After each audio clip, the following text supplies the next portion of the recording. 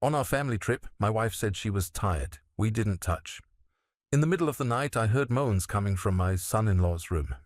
It was her voice. "He's getting dumber." They laughed. So I decided to play along a week later. "I'm glad to have you here. Follow my story until the end and comment the city you are watching from so I can see how far my story has reached. My name is John, and at 64 years old, I thought I knew everything there was to know about my family.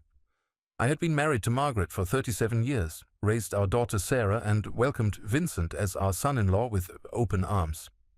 We were supposed to be the perfect family, the kind you see in holiday commercials. But that night at the lake house, everything I believed about my life crumbled in a matter of minutes. The trip was Margaret's idea. She had been insisting for months that we needed family time, that we were all growing apart. Sarah and Vincent had been married for 3 years, and Margaret kept saying we needed to bond more as a family. I agreed because I wanted to make her happy. I always wanted to make her happy. We rented this beautiful cabin overlooking Lake Tahoe for a long weekend in September. The fall colors were just starting to show, and the air had that crisp feeling that made everything seem perfect. I had been looking forward to this trip for weeks. Margaret had been distant lately, always tired, always stressed about something. I thought maybe getting away from everything would bring us closer together. The first day went well enough. We grilled burgers on the deck, played some card games, and talked about Sarah's new job at the marketing firm. Vincent was his usual charming self, making jokes and keeping everyone entertained. He had always been good at that, making people feel comfortable around him. That's probably why I trusted him so completely. But I noticed something that first evening. Margaret barely touched her food, and when I tried to hold her hand during our walk around the lake, she pulled away. She said she wasn't feeling well, that the altitude was getting to her. I believed her. I always believed her. That night, Margaret went to bed early. She said she had a headache and just needed to rest. I stayed up a little longer, reading a book by the fireplace, while Sarah and Vincent watched a movie. Around 10:30, they said their goodnights and went to their room, which was right next to ours in the small cabin. I went to bed around 11, careful not to wake Margaret. She was lying on her side, facing away from me, breathing evenly. I thought she was asleep. When I tried to put my arm around her, she mumbled something about being too tired and moved further away. It stung a little, but I figured she really was just exhausted from the drive and the change of environment. I must have dozed off around midnight when I heard it. At first I thought I was dreaming. There were sounds coming from the room next to ours, muffled voices, movement. The walls in the cabin were thin, and sound carried easily between the rooms. I lay there trying to figure out what it was when I heard something that made my blood run cold. It was Margaret's voice, not Sarah's. Margaret's. I sat up in bed, my heart pounding so hard I could hear it in my ears. I looked next to me, and the bed was empty. Margaret wasn't there. The bathroom door was open, and I could see it was dark inside. She wasn't there either. The sounds from the next room continued, and now I could make out voices more clearly. Margaret was talking to Vincent, but her voice was different, softer, intimate, the way she used to talk to me 20 years ago. I got out of bed as quietly as I could and moved closer to the wall that separated our rooms. What I heard next destroyed something inside me that I didn't even know existed. Margaret was laughing, but it wasn't her polite, social laugh. It was genuine, happy. Then I heard Vincent's voice, low and amused. "He really has no idea, does he?" Vincent said. Margaret's response hit me like a physical blow. "None at all. Sometimes I think he's getting dumber with age. It's actually pathetic how trusting he is." They both laughed then, and the sound felt like knives in my chest. I pressed my back against the wall, struggling to breathe quietly. They were talking about me. My wife and my son-in-law were talking about how stupid I was. "Sarah was right," Margaret continued. "This trip was perfect timing. He's so focused on trying to make me happy that he doesn't see anything else." Vincent said something I couldn't quite catch, and then Margaret responded with something that made my knees weak. "Don't worry about him. He goes to sleep early every night, and he's such a heavy sleeper. We have plenty of time." Plenty of time for what? But even as I asked myself the question, I already knew the answer. The sounds I had been hearing, the intimate conversation, Margaret's absence from our bed. It was all perfectly clear, even though my mind was desperately trying to find another explanation. I don't know how long I stood there against that wall, listening to my 37-year marriage dissolve into something ugly and unrecognizable. At some point I heard movement, and then Margaret's voice again. I should get back before he wakes up. Give it a few more minutes, Vincent said. You know how he is. Once he's asleep, nothing wakes him up. They were right about that too. I had always been a heavy sleeper. Margaret used to joke that she could vacuum the bedroom and I wouldn't wake up. Now they were using even that against me. I managed to get back to bed before Margaret returned. I lay there pretending to sleep as she slipped back under the covers. She smelled different, like cologne that wasn't mine. When she settled next to me, I had to bite my tongue to keep from saying something. The rest of the night was torture. I lay there staring at the ceiling, trying to process what I had heard. My wife was cheating on me with our son-in-law, our daughter's husband, and they both thought I was too stupid to figure it out. Every memory from the past few months started to make sense. Margaret's late nights at book club, Vincent's frequent visits to our house when Sarah was working, the way they sometimes stopped talking when I walked into a room, the inside jokes I never understood. All of it had been right in front of me, and I had been too trusting, too naive to see it. When morning came, Margaret acted completely normal. She made coffee, chatted about what we should do that day, and even kissed my cheek when she handed me my mug. Vincent was his usual charming self at breakfast, asking me about my golf game and telling stories about his law firm. I sat there watching them, amazed at how easily they could pretend, how naturally they could lie. Margaret even complained about not sleeping well because of the thin walls, saying she heard noises all night. The hypocrisy was breathtaking. Sarah seemed oblivious to everything. She was excited about the hiking trail she wanted us to try, chattering about the photos she wanted to take. I looked at my daughter and wondered if she knew. Was she part of this too, or was she as clueless as I had been? The rest of the trip passed in a haze. I went through the motions, smiled when I was supposed to smile, laughed at Vincent's jokes, and pretended everything was normal. But inside, something fundamental had broken. Every time Margaret touched my arm or Vincent called me Dad, I felt sick. On our last night, I made sure to go to bed early and pretend to fall asleep quickly. And just like the first night, Margaret slipped out after she thought I was unconscious. This time I didn't get up to listen. I didn't need to hear anymore. The drive home was the longest 4 hours of my life. Margaret sat next to me, talking about what a wonderful time we'd had, how we should do it more often. Vincent and Sarah chatted in the back seat about work and their plans for the week. Everything seemed so normal, so perfect, but I knew the truth now. My marriage was a lie. My family was a lie. And everyone seemed to think I was too stupid to figure it out. As we pulled into our driveway, I made a decision. I wasn't going to confront them. I wasn't going to make a scene. I was going to be smarter than they thought I was. I was going to figure out exactly how deep this betrayal went, and then I was going to decide what to do about it.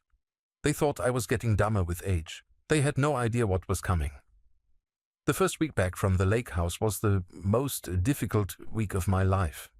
I had to pretend everything was normal while my entire world had shifted on its axis. Every morning I made coffee for Margaret and me, just like I had for 37 years. Every evening I asked her about her day and listened to her talk about book club and her volunteer work at the church. But now I was listening for lies, and I was finding them everywhere. Margaret had always been good at keeping secrets, but I had never looked for them before. Now that I was paying attention, the signs were impossible to miss. She would check her phone constantly and quickly put it away when I walked into the room. She started taking longer showers and using a new perfume she claimed was a gift from her sister Linda. On Wednesday morning, 3 days after we got back, Margaret announced she was going grocery shopping.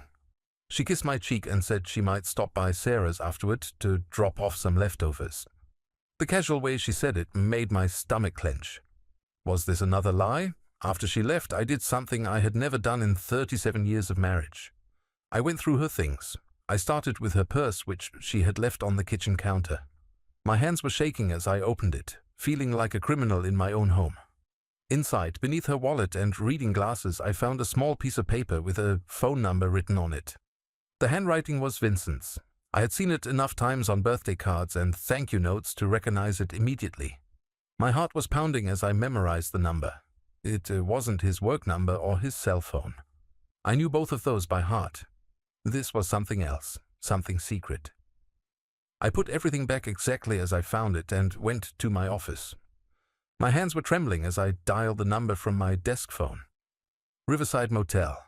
A woman's voice answered. "How can I help you?" I hung up without saying anything. A motel.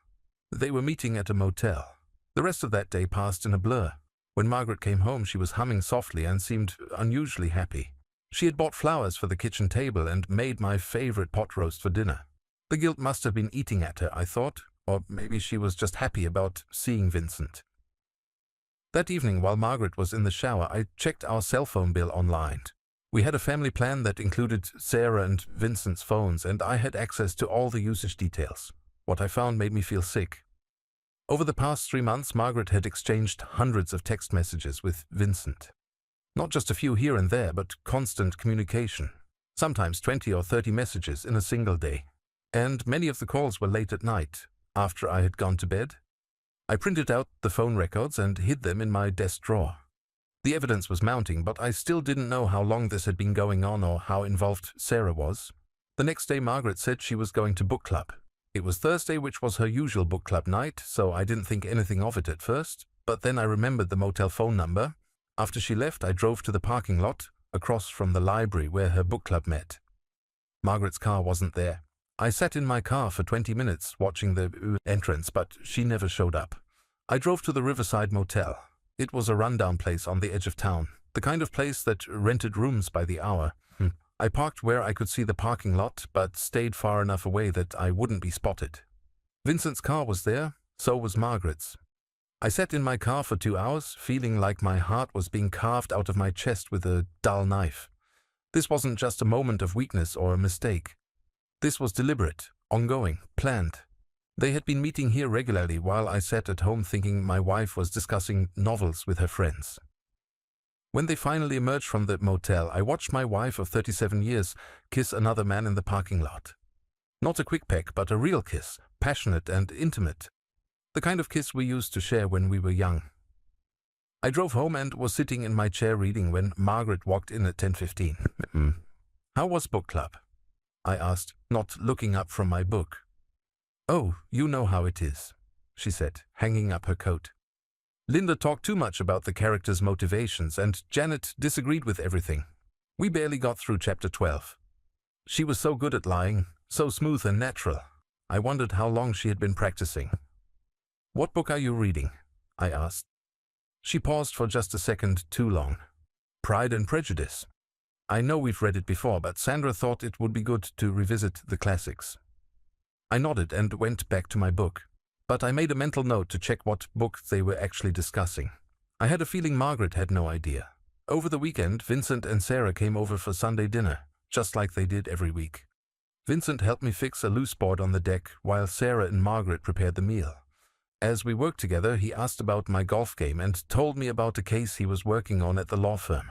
He seemed so genuine, so concerned about my life and my interests. The whole time I kept thinking about him kissing my wife in that motel parking lot. During dinner, Margaret mentioned that she had signed up to help with the church's charity auction next month. She would be spending several evenings organizing donations and preparing displays. "That sounds like a lot of work," Sarah said. "Will you need help?" "Oh, no, dear," Margaret replied. "Vincent actually offered to help me with some of the heavier items. Isn't that sweet of him?" Vincent nodded earnestly. "I'm happy to help, Margaret. Family takes care of family." I almost choked on my food. The audacity of it was breathtaking. They were planning their next round of secret meetings right in front of me and Sarah, using charity work as their cover. Sarah beamed at her husband. "You're so thoughtful, honey. Mom, you're lucky to have such a helpful son-in-law." "Yes," Margaret said, reaching over to pat Vincent's hand. "I'm very lucky." The way she looked at him when she said it made my stomach turn. There was nothing motherly about that look. After they left, I helped Margaret clean up the dishes. She was humming again, that soft, happy sound that used to make me smile. Now it made me want to break something. "Vincent really is a wonderful young man," she said as she loaded the dishwasher. "Sarah is so lucky to have found him." I agreed, not trusting myself to say more. "He reminds me of you when you were younger," she continued. So caring and attentive. The comparison made me feel physically ill.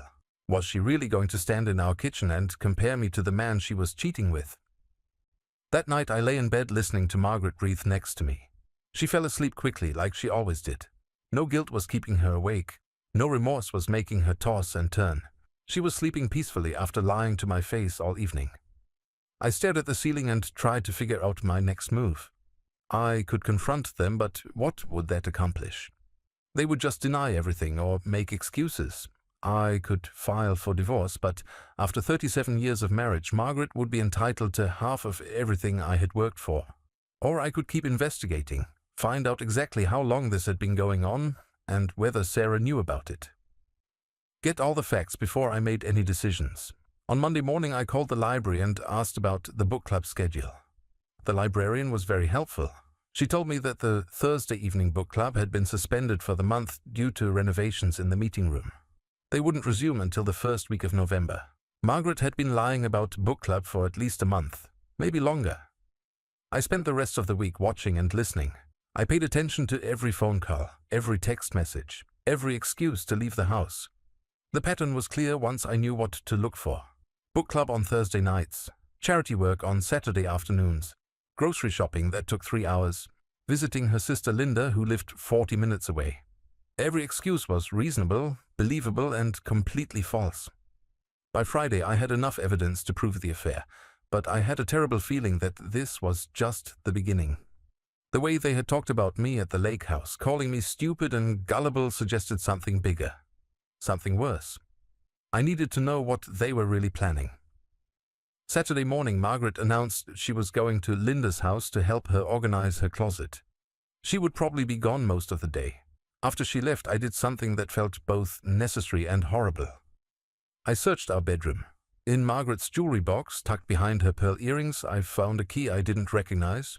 It was small, like a safe deposit box key. We had one safe deposit box at First National Bank, and I had both keys to that one. This was something else, something secret. I put the key back and continued searching. In her nightstand drawer, beneath some old magazines, I found a manila envelope. Inside were documents I didn't understand at first. Bank statements for accounts I had never seen, insurance papers with beneficiary information that had been changed without my knowledge, and at the bottom of the envelope, a business card for a private investigator. My hands were shaking as I read the investigator's name and phone number. Why would Margaret need a private investigator? What was she investigating? Then I found the notes written in Margaret's handwriting. Pages of information about my daily routine, my health appointments, my medications, my business dealings. She had been documenting everything about my life in meticulous detail. At the bottom of the last page, in Margaret's careful script, were the words that made everything clear. Memory issues becoming more pronounced, confusion about dates and appointments increasing. May need medical evaluation soon. I sat on our bed holding those papers, finally understanding what was happening. Margaret wasn't just cheating on me with Vincent. She was planning to have me declared mentally incompetent. They thought I was getting dumber with age, but they were helping that process along. They were documenting fake evidence of my mental decline, probably to gain control of my finances and medical decisions. The betrayal was so much deeper than I had imagined. This wasn't just about sex or even love. This was about money, power, and control. As I put everything back exactly where I found it, one thought kept running through my mind. They had no idea who they were dealing with. I might be 64 years old, but my mind was as sharp as ever. And now I knew exactly what they were planning.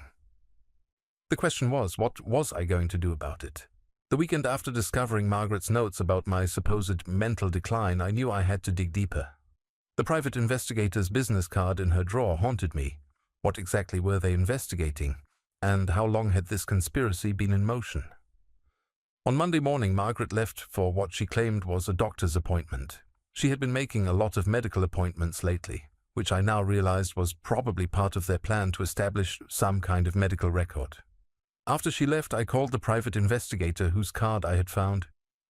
"Davidson Investigations," a gruff male voice answered. "Yes, I'm calling about an investigation you're conducting for Margaret Holloway," I said, trying to sound authoritative. "I'm sorry, sir, but I can't discuss active cases over the phone. You'll need to come in with proper identification and authorization." "This is regarding my own case," I said. "I'm John Holloway, Margaret's husband." There was a long pause. "Sir, according to my files, you're not authorized to receive information about this investigation. The client specifically requested that all information be kept confidential from you." My stomach dropped. "I see, thank you." I hung up, my hands shaking. They had hired a private investigator to investigate me, and they had specifically requested that I be kept in the dark. What were they trying to find? Or worse, what were they trying to prove? That afternoon I did something I never thought I would do. I drove to Sarah's office downtown. She worked at a marketing firm in a glass building that always made me feel out of place. I told the receptionist I wanted to surprise my daughter and asked if I could wait in the lobby until she had a break. 20 minutes later, Sarah appeared, looking surprised but pleased to see me. "Dad, what are you doing here?" She hugged me tightly, and for a moment I almost believed she was innocent in all this. "I was in the neighborhood and thought I'd take my daughter to lunch," I said. "Are you free?" Her face lit up. "Of course. Let me just grab my purse." We went to a small cafe around the corner, and I watched my daughter carefully as we talked. She seemed genuinely happy to see me, chatting about her work and asking about my golf game. But I noticed she checked her phone several times, and once she stepped away to take a call that she said was from Vincent. After we ordered, I decided to test her. "How are things with you and Vincent?" I asked. "You two seem really happy." "We are," she said, smiling. "He's been so supportive lately, especially with Mom going through her rough patch." I frowned. "What rough patch?" Sarah's expression changed slightly, and I caught a glimpse of something calculating in her eyes. "Oh, she's been worried about you lately." "Worried about me?" "Dad." Sarah leaned forward, her voice gentle but concerned. "We've all noticed that you've been a little forgetful recently. Missing appointments, getting confused about dates. Mom's been really stressed about it." The lies came so easily to her. I realized that my own daughter had been practicing this conversation, probably coached by Margaret and Vincent. "I haven't been forgetful," I said carefully. Sarah gave me a sad smile. "That's part of the problem, Dad. People with memory issues often don't realize they're having them. It's nothing to be ashamed of. It happens to lots of people as they get older." I felt a chill run down my spine. She was already laying the groundwork, planting seeds of doubt about my mental state. How long had they been planning this? "Has your mother talked to you about this?" I asked. "A little," Sarah admitted. "She's been documenting some incidents, just so she can talk to your doctor about them. Vincent thinks it might be a good idea to have you evaluated, just to be safe."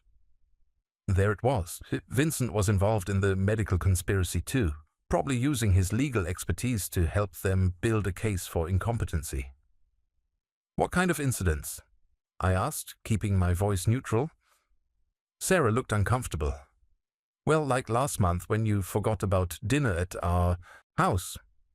We waited for 2 hours before Mom called you, and you seemed confused about what day it was." I remembered that evening clearly. Margaret had told me dinner was cancelled because Sarah wasn't feeling well. I had never forgotten about any dinner. They were creating false incidents, manufacturing evidence of my mental decline. "And Vincent noticed that you seemed disoriented at the lake house," Sarah continued. "You kept asking the same questions and seemed confused about the sleeping arrangements." This was getting worse by the minute. Vincent had been taking notes too, documenting fake evidence to support their case. The sleeping arrangements comment was particularly cruel since I had been completely oriented that night, oriented enough to discover their affair.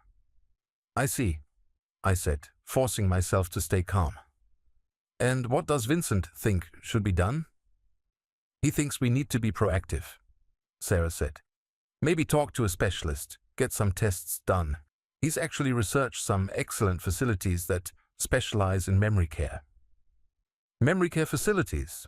They weren't just planning to have me declared incompetent, they were planning to have me institutionalized. The rest of lunch passed in a blur. Sarah continued to express her concern for my well-being while subtly reinforcing the narrative that I was losing my mental faculties. She was good at it, almost as good as Margaret. The apple didn't fall far from the tree. As I drove home, I tried to process what I had learned. This wasn't just about an affair anymore. This was a coordinated effort involving my wife, my son-in-law, and my daughter to have me declared mentally incompetent so they could gain control of my assets and my life.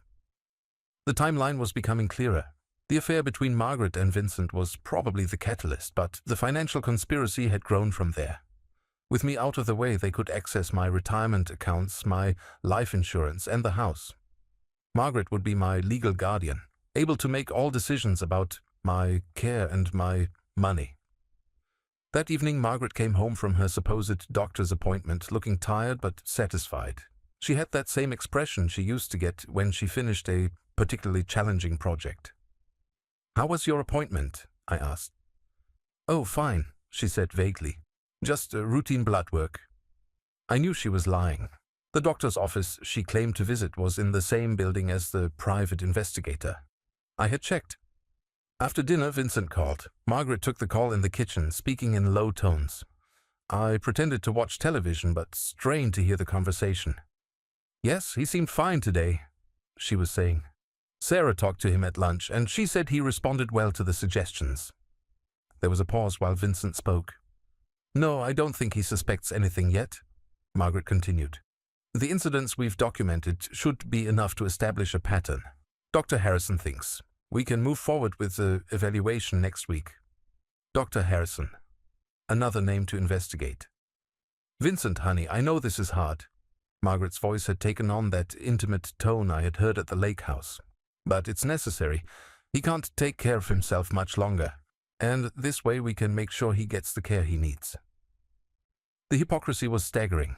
They were going to destroy my life and tell themselves they were doing it for my own good. After Margaret hung up, she came back to the living room and sat next to me on the couch. She even took my hand, stroking it gently. "John, I've been thinking," she said softly. "Maybe we should schedule you for a physical. It's been a while, and I want to make sure you're taking care of yourself." "I feel fine," I said. "I know, honey, but prevention is important, especially at our age." She squeezed my hand. "I worry about you." The concern in her voice sounded so genuine. If I hadn't overheard her phone conversation, I might have believed her. "What kind of physical?" I asked. "Just the usual tests. Maybe some cognitive assessments, too. Dr. Harrison is excellent with older patients. He specializes in age-related health issues." There was Dr. Harrison again. The pieces were falling into place. "Okay," I said. "If it makes you feel better." Margaret smiled and kissed my cheek. "It would. I love you, John. I just want what's best for you." The lies were flowing so easily now that I wondered if she even remembered what the truth looked like. That night I lay awake thinking about my daughter's involvement in this conspiracy. The affair between Margaret and Vincent was devastating enough, but Sarah's participation felt like a deeper betrayal. She was my child, my little girl. I had taught her to ride a bike, helped her with homework, walked her down the aisle on her wedding day. Now she was actively working to have me declared mentally incompetent. The next morning I made a decision. I needed to understand exactly how deep this went and who else might be involved. I called in sick to my part-time consulting job and spent the day conducting my own investigation. First I drove to Dr. Harrison's office. It was in a medical complex downtown, and according to the directory, he specialized in geriatric psychiatry and competency evaluations. I sat in the parking lot and watched the building for an hour. Margaret's car never appeared, but I wanted to get a feel for the place where they planned to have me evaluated. Next, I went to the courthouse and looked up Vincent's name in the public records. What I found made my blood run cold. Over the past 6 months, Vincent had been researching guardianship laws and had requested copies of several competency hearing transcripts. He had been studying how to have someone declared mentally incompetent. But the worst discovery came when I searched for recent property transfers. 3 weeks ago, Margaret had quietly transferred the deed to our house into a trust that named Vincent as the successor trustee in case of my incapacity. Our house? The home I had worked 30 years to pay off. She had already signed it away, probably with Vincent's legal guidance. I sat in my car outside the courthouse, feeling like the ground was disappearing beneath me. They weren't just planning to have me declared incompetent. They had already started moving my assets out of my control. That afternoon I did something that felt both necessary and heartbreaking. I hired my own private investigator. James Morrison came highly recommended and specialized in family investigations. He was about 50, with graying hair and kind eyes that had probably seen every form of human betrayal imaginable. I told him everything. About the affair, about the conspiracy, about the false documentation of my mental decline. He listened without judgment, taking notes and asking clarifying questions. "How long do you think this has been going on?" he asked. "The affair may be 6 months," I said. "But the financial conspiracy feels more recent, maybe 3 or 4 months. And your daughter is definitely involved." I nodded, my throat tight. "She's been helping them build the case for my incompetency, creating false incidents, coaching conversations." Morrison was quiet for a moment. "Mr. Holloway, I have to ask this directly. Do you have any actual memory or cognitive issues?" "None," I said firmly. "I'm 64 years old, but my mind is sharp. I remember everything clearly, including details they think I've forgotten." "Good," he said, "because what they're doing is not just morally reprehensible, it's illegal. If we can prove conspiracy to commit fraud and elder abuse, there could be serious legal consequences for all of them." For the first time in weeks, I felt a glimmer of hope. I wasn't just the victim in this story anymore. I was going to fight back. "What do you need from me?" I asked. Morrison smiled grimly. "Everything you've told me, plus whatever evidence you can safely gather. And, Mr. Holloway, don't let them know you're onto them. The element of surprise is going to be crucial when we expose what they've been doing." I shook his hand and left his office feeling something I hadn't felt in weeks. Powerful. They thought they were dealing with a confused old man who was losing his mind.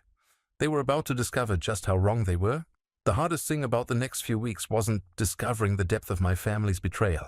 It was pretending to be the confused, declining man they needed me to be while secretly gathering evidence to destroy their plans. James Morrison had given me a small recording device and taught me how to use it without detection. He also provided me with a secure email account that Margaret couldn't access. Every day I documented new evidence of their conspiracy while playing the role of a man losing his mind. It was Margaret who gave me the idea for how to handle the situation. During one of our monitored phone conversations that Morrison was recording, she told Vincent that I was becoming more manageable and less suspicious as my supposed condition worsened. They wanted a docile, confused John who wouldn't question their decisions or notice their lies. So, that's exactly what I gave them. The morning after my meeting with Morrison, Margaret announced that she had made an appointment with Dr. Harrison for the following week. She said it with that same fake concern in her voice that I had learned to recognize. "I think it's time, John," she said, sitting next to me at the breakfast table. "You've been having more episodes lately, and I'm worried." "Episodes?" I asked, genuinely confused. "Yesterday you asked me 3 times what day it was," she said gently. "And last week you forgot that we were supposed to have dinner with the Hendersons." I hadn't asked about the day, and we had never planned dinner with the Hendersons, but I needed to start playing along. "I don't remember asking about the day," I said, letting a note of confusion creep into my voice. Margaret's face showed what looked like sympathy, but I caught the satisfied gleam in her eyes. "That's exactly what I'm worried about, honey. Sometimes people with memory issues don't remember having memory issues." She was coaching me into accepting their narrative. Every conversation was designed to make me doubt my own recollections and accept their version of events. "Maybe you're right," I said reluctantly. "I have been feeling a little confused lately." The relief on Margaret's face was unmistakable. She thought she was winning.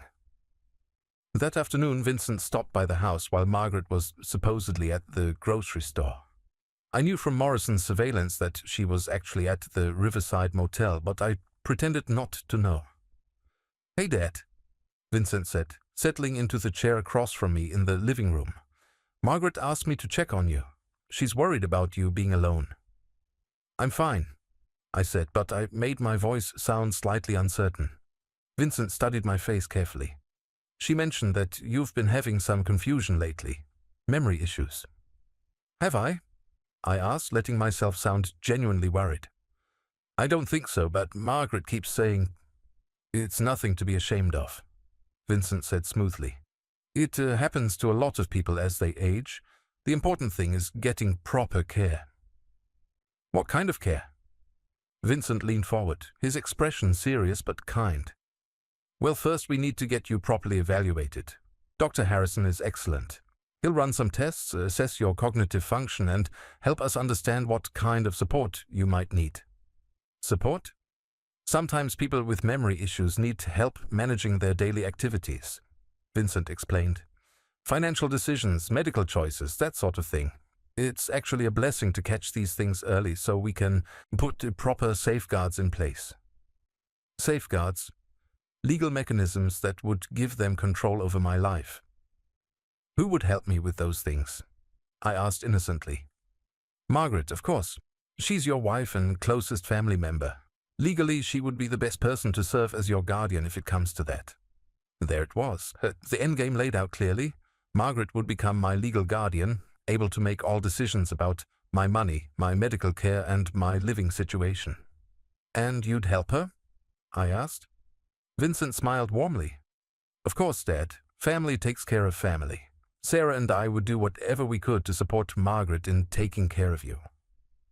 The way he said taking care of you made my skin crawl. They weren't planning to take care of me. They were planning to warehouse me somewhere while they spent my money and lived their secret life together. After Vincent left, I went to my office and called Morrison. They're moving faster than we thought, I told him. The appointment with Dr. Harrison is next week, and Vincent basically outlined their whole plan for guardianship. Good, Morrison said. We're getting everything on tape. How are you handling the emotional aspect of this? It was a fair question. Discovering that your wife, daughter, and son-in-law were conspiring to steal your life wasn't exactly easy to process. Some days I feel angry, I admitted.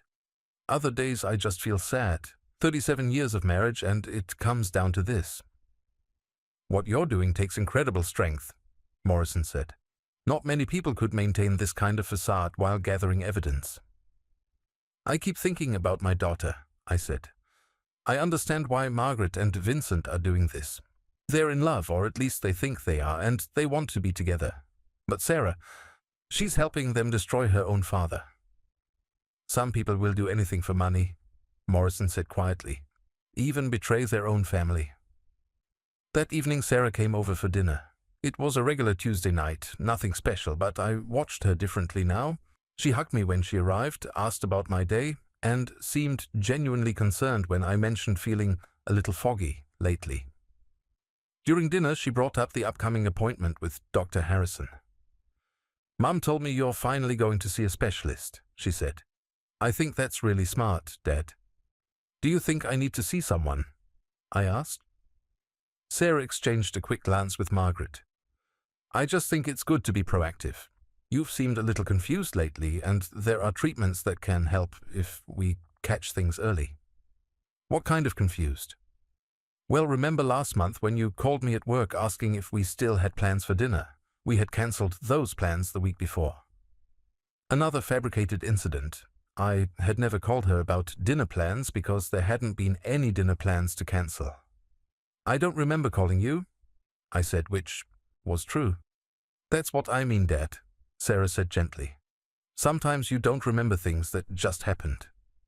Margaret reached over and patted my hand. It's going to be okay, honey. We're going to make sure you get the help you need. The three of us continued eating in what they probably thought was comfortable family silence, but I was thinking about the recording device in my shirt pocket, capturing every word of their careful manipulation. After dinner, Sarah helped Margaret with the dishes while I sat in the living room. I could hear them talking quietly in the kitchen, and I strained to catch their words. How do you think he's doing? Sarah asked. Better than I expected, Margaret replied. He's starting to accept that there might be a problem. Vincent thinks the appointment with Dr. Harrison will go smoothly. And after that? Dr. Harrison will recommend a more comprehensive evaluation. Vincent has research facilities that specialize in memory care. Some of them are quite nice. Mum, are you sure about this? I mean, what if Dad gets better? What if it's just stress or something treatable? There was a long pause. For a moment I hoped my daughter might be having second thoughts. "Sarah," Margaret's voice was firm, "your father is 64 years old. Even if his memory problems are treatable, he's not going to live forever. This arrangement protects everyone, the house, his retirement accounts, his life insurance. If we don't plan ahead, half of everything could end up going to lawyers and nursing home costs." "I know, but sometimes I feel guilty about..." "About what? Taking care of your inheritance? Making sure your children have something to inherit someday? Sarah, we're not doing anything wrong. We're planning for the inevitable." My daughter's response chilled me to the bone. "You're right. I just needed to hear you say it. Vincent explained the legal aspects to me, and it all makes sense. This is the responsible thing to do." They came back to the living room, and Sarah gave me another hug before leaving. "I love you, Dad," she said, looking directly into my eyes. "I love you too, sweetheart," I replied, and meant it despite everything. That was the tragedy of all this. I did still love my daughter, even though she was actively participating in destroying my life. The woman who used to bring me dandelions when she was 5 and called me her hero was now helping to steal my freedom and dignity. The next few days passed in a careful dance of deception. Margaret continued her fake medical appointments and charity work while meeting Vincent at the motel. I continued playing the role of a confused man, slowly accepting his declining mental state while secretly documenting every lie they told. Morrison's surveillance was thorough. He had photos of Margaret and Vincent entering and leaving the motel. He had recordings of their phone conversations discussing my supposed symptoms. He had documented their meetings with Dr. Harrison and the private investigator they had hired to build their case. Most damning of all, he had obtained copies of the legal documents Vincent had prepared. Papers that would make Margaret my legal guardian and give her complete control over my finances and medical decisions. Documents that described me as suffering from progressive dementia and requiring immediate intervention for my own safety. The irony wasn't lost on me. They thought they were playing chess while I was stuck playing checkers. In reality, I was several moves ahead of them, and they had no idea what was coming. 3 days before my appointment with Dr. Harrison, Morrison called with news that changed everything. "We found something interesting," he said. "The private investigator Margaret hired, he's been investigating you, but not for the reasons you might think." "What do you mean?" "They hired him to research your family history, specifically looking for any documented cases of dementia or Alzheimer's disease in your relatives. They are trying to establish a genetic predisposition to memory problems." I felt a chill run down my spine. "Did they find anything?" "Nothing significant. Your father died of a heart attack at 78 with no memory issues. Your mother lived to 86 and was sharp as a tack until the end. But here's the interesting part. They've been paying this investigator to falsify his report." "Falsify it how?" "They want him to document a family history of early onset dementia that doesn't actually exist. Medical records that show your father and grandfather both suffered from progressive memory loss." The conspiracy was even deeper than I had imagined. They weren't just creating false evidence of my current symptoms. They were manufacturing a false family medical history to support their claims. "Can you prove this?" I asked. "We have it all on tape. The investigator agreed to cooperate with us in exchange for immunity. Apparently, he's not comfortable with falsifying medical records." I felt a surge of hope mixed with rage. They had been so thorough, so calculated in their planning. But their thoroughness was also going to be their downfall. "What happens now?" I asked. "We let them proceed with their plan," Morrison said. "Let them think they're winning. The appointment with Dr. Harrison, the competency evaluation, all of it. The more evidence we gather of their conspiracy, the stronger our case becomes. And then we expose everything, all at once when they least expect it." I hung up the phone and sat in my office thinking about the 3 people I had loved most in the world. My wife of 37 years who was cheating on me and planning to have me institutionalized. My daughter who was helping to orchestrate the theft of my freedom and dignity. And my son-in-law who was using his legal expertise to destroy my life while pretending to care about my well-being. They had no idea that their victim was fighting back, but they were about to find out.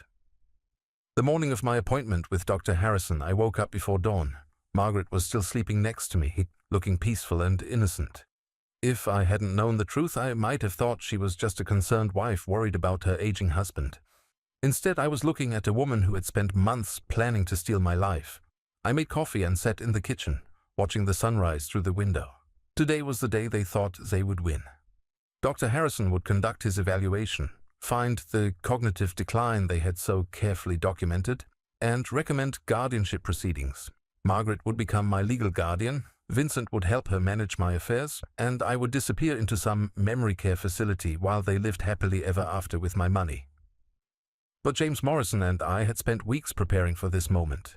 Every lie they had told, every false document they had created, every conversation they thought was private. We had it all documented. Today wasn't the beginning of the end for me. It was the beginning of the end for them. Margaret came into the kitchen an hour later, already dressed and looking nervous.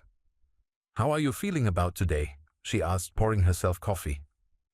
"A little scared," I said, which wasn't entirely a lie. I was scared, but not for the reasons she thought. "There's nothing to be scared of, honey," she said, sitting next to me. "Dr. Harrison is very kind, and this is just to help us understand what's going on." "What if something is really wrong with me?" I asked, letting my voice shake slightly. Margaret reached over and squeezed my hand. "Then we'll deal with it together. Whatever happens, I'll take care of you, I promise." The irony was suffocating.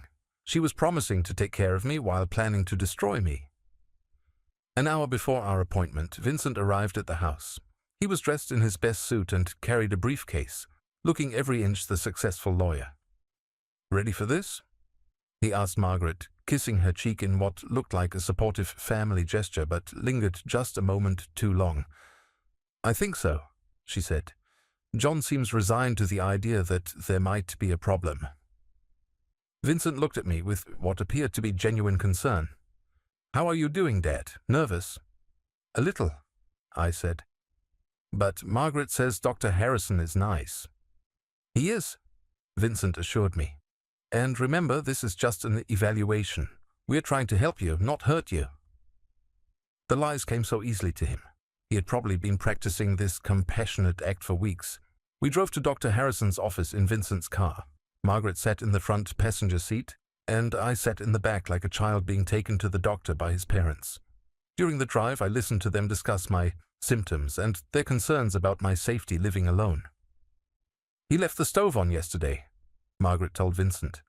"I found it still burning when I came home from the store." I had never left the stove on. This was another fabricated incident for Dr. Harrison's benefit. "That's definitely a safety concern," Vincent replied. "We might need to start thinking about supervised living sooner than we planned." They were already discussing placing me in a facility, and the evaluation hadn't even begun.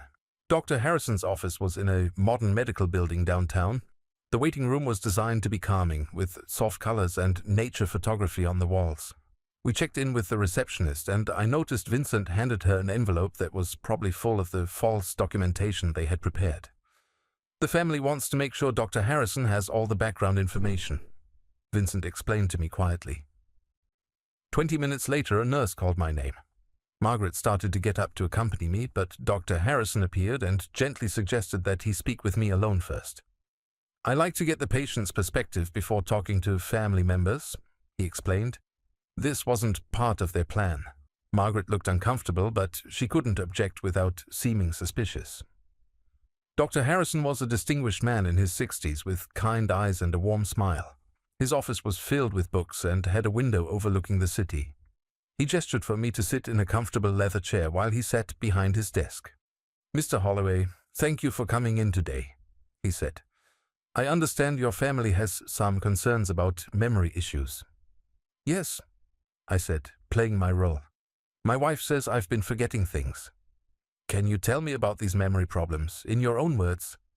This was the crucial moment. I could continue playing the confused victim, or I could reveal the truth. Morrison had prepared me for this decision. "Dr. Harrison," I said, my voice suddenly clear and strong, "I need to tell you something important. I don't have any memory problems. My family is trying to have me declared mentally incompetent so they can steal my money." Dr. Harrison's eyebrows rose slightly, but his expression remained professional. "That's a very serious allegation, Mr. Holloway." I know it sounds crazy, I said, but I have proof. I reached into my jacket and pulled out a small recording device. Everything I'm about to tell you is documented. My wife is having an affair with my son-in-law, and together with my daughter, they've been fabricating evidence of cognitive decline for months. Dr. Harrison leaned back in his chair, studying my face carefully. Mr. Holloway, I need to ask you some questions to assess your mental state. Are you hearing voices? Do you feel like people are plotting against you? I know how this sounds, I said calmly, but paranoia and reality can look very similar from the outside. The difference is evidence. I spent the next 30 minutes laying out everything I had discovered.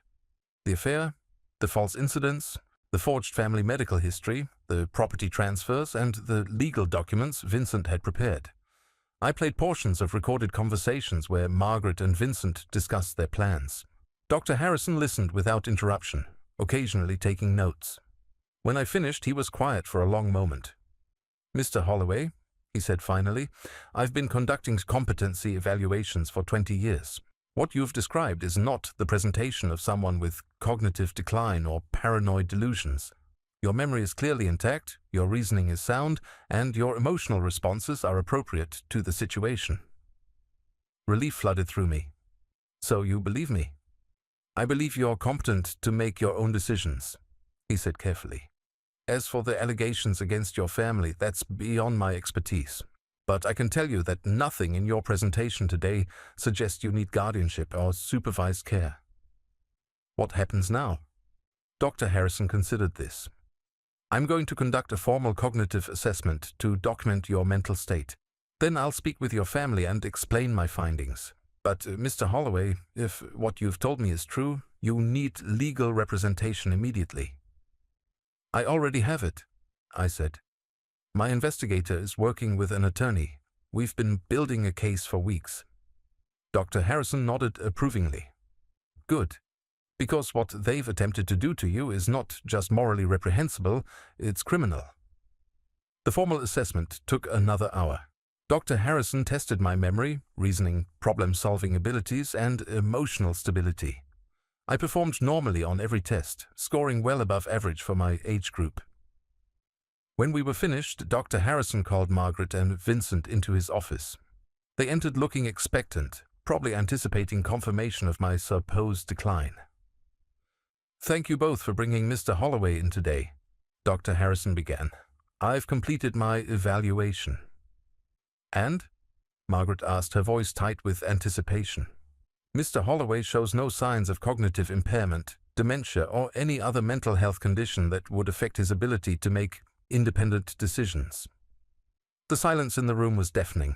Margaret's face went pale and Vincent's confident expression cracked. But the incidents we documented, Margaret started. I've reviewed your documentation, Dr. Harrison said, his tone becoming cooler. And I've spoken with Mr. Holloway at length about these alleged incidents. His recollection of events differs significantly from yours. Vincent leaned forward, his lawyer instincts kicking in. Doctor, sometimes patients with early cognitive decline don't recognize or remember their symptoms. That's true, Dr. Harrison agreed. But Mr. Holloway's cognitive function is excellent. His memory is intact, his reasoning is sound, and he shows no signs of confusion or disorientation. So, what are you saying? Margaret asked, her voice barely a whisper. I'm saying your husband doesn't need guardianship, supervised care, or any other intervention. He's perfectly capable of managing his own affairs. The room fell silent again. I watched my wife and son-in-law absorb the fact that their carefully constructed plan had just collapsed. There must be some mistake, Vincent said. We have months of documented incidents. Yes, Dr. Harrison said, his voice becoming stern. I'd be very interested to know how those incidents were documented and by whom. Margaret stood up abruptly. I think there's been a misunderstanding. We should go. Actually, I said, speaking for the first time since they entered the room, I think we should clear up this misunderstanding right here. They both turned to look at me, and for the first time in months they weren't looking at a confused old man they could manipulate. They were looking at someone who knew exactly what they had been doing. Sit down, Margaret, I said quietly. We need to talk. The fear in her eyes was unmistakable. Vincent reached for her arm, but she shook him off and sat back down. Dr. Harrison, I said, would it be possible for us to have some privacy? Of course. I'll be in the outer office if you need anything. After he left, the three of us sat in silence for a moment. Margaret was staring at her hands, and Vincent was watching me with the expression of a lawyer who had just realized his case was falling apart. How long have you known? Margaret asked finally. Since the lake house, I said. I heard you together that first night. She closed her eyes and tears started running down her cheeks. But I felt no sympathy for her. These weren't tears of remorse. They were tears of someone who had been caught. John, Vincent said, I think we all need to calm down and discuss this rationally. Rationally? I repeated. You want to discuss rationally how you plan to have me declared mentally incompetent so you could steal my life savings and sleep with my wife? It's not like that, Margaret said, but her voice lacked conviction. Then what is it like? I asked. Explain to me how documenting false incidents of memory loss and transferring property without my knowledge is anything other than theft and fraud. Vincent's legal training kicked in. John, I think you're misunderstanding some complex financial planning concepts. Am I? I pulled out my phone and played a recording of their conversation from the previous week where they discussed moving my retirement funds into accounts Margaret could control.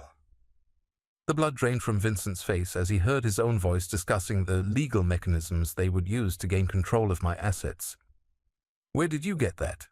Margaret whispered. I've been recording everything for weeks, I said. Every lie, every false incident you created, every plan you made to destroy my life. I have it all documented. Vincent stood up. I think we should leave, now. Sit down, Vincent, I said, and something in my voice made him comply. We're not done here. I looked at my wife of 37 years and my son-in-law who I had welcomed into our family with open arms. Here's what's going to happen, I said. You're going to go home and start packing, because tomorrow morning you're both going to discover that there are consequences for trying to destroy an innocent person's life. Margaret looked up at me with desperate eyes. John, please, we can work this out. We can go to counseling. We can fix this. Fix what, Margaret? The fact that you've been cheating on me for months? The fact that you tried to have me declared mentally incompetent? The fact that you've already started stealing my property? She had no answer for that.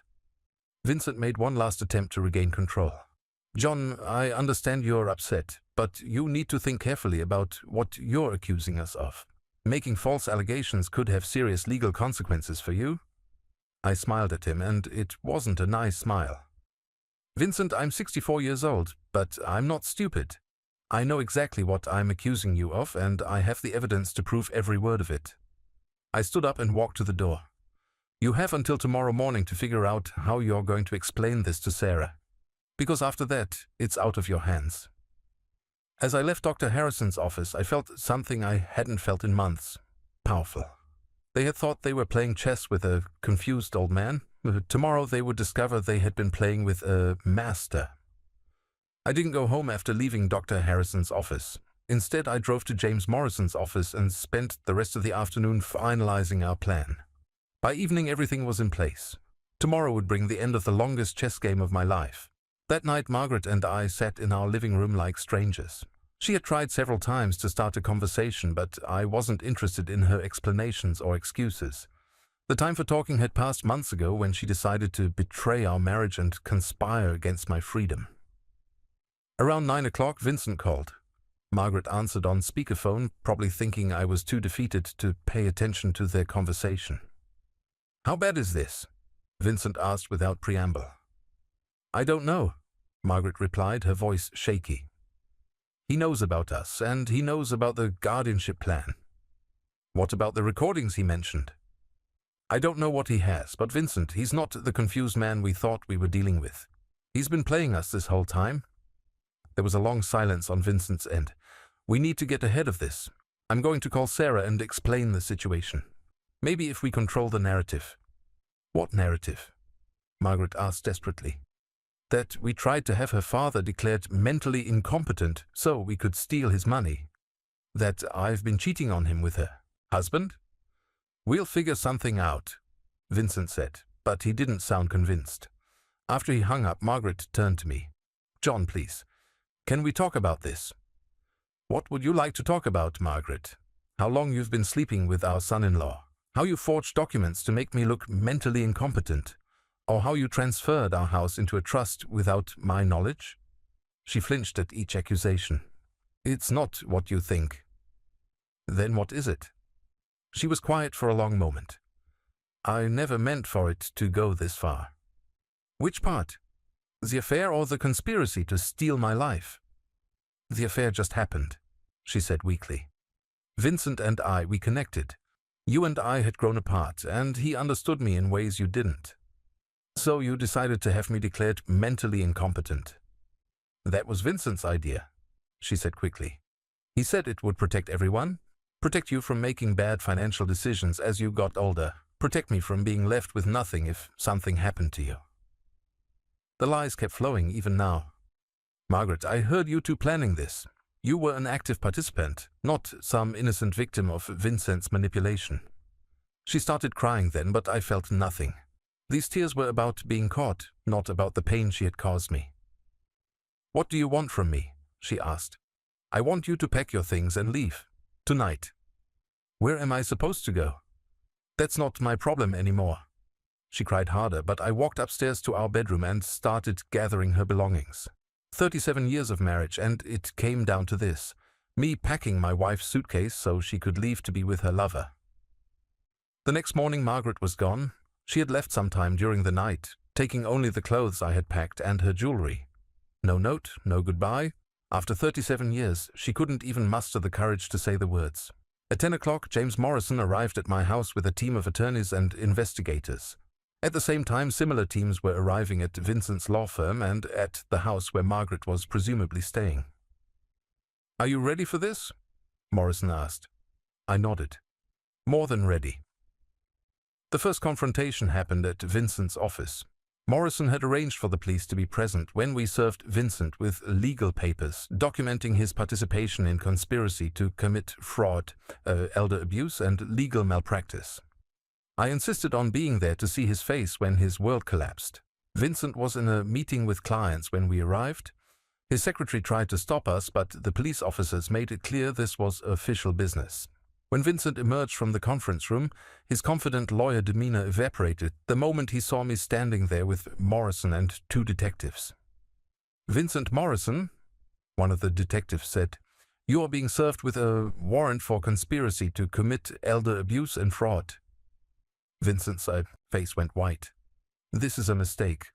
I haven't done anything illegal. Morrison stepped forward with a briefcase full of evidence. We have recorded conversations of you discussing plans to have Mr. Holloway declared mentally incompetent through falsified medical evidence. We have documentation of your research into guardianship laws and competency hearings. We have proof that you helped transfer property without Mr. Holloway's knowledge or consent. Those were legitimate estate planning discussions. Vincent protested, but his voice lacked conviction. Estate planning doesn't typically involve fabricating incidents of memory loss or hiring investigators to falsify family medical histories. Morrison replied calmly. The detective handed Vincent the warrant. You'll need to come with us for questioning. As they led the Vincent away in handcuffs, I felt a satisfaction I hadn't expected. This wasn't just about revenge. This was about justice for what they had tried to do to me. The second confrontation happened that afternoon at Sarah's house. This was the one I was dreading most. Vincent had been arrested, Margaret had fled, but Sarah was still my daughter. Despite everything she had done, I still loved her. Morrison and I arrived at her house around 2 o'clock. Sarah answered the door looking haggard and confused. She had obviously been crying, probably since Vincent's arrest made the local news. Dad, she said, her voice barely a whisper. Is it true? Which part? I asked, stepping into her living room. All of it. What they're saying about Vincent, about the guardianship plan, about Mom. I sat down across from her, noting how small and young she looked despite being 28 years old. It's all true, Sarah. She started crying again. I didn't know it would go this far. I thought we were just being cautious, planning ahead. You thought having me declared mentally incompetent was being cautious. Vincent said it was normal estate planning. He said lots of families do this to protect aging parents from making financial mistakes.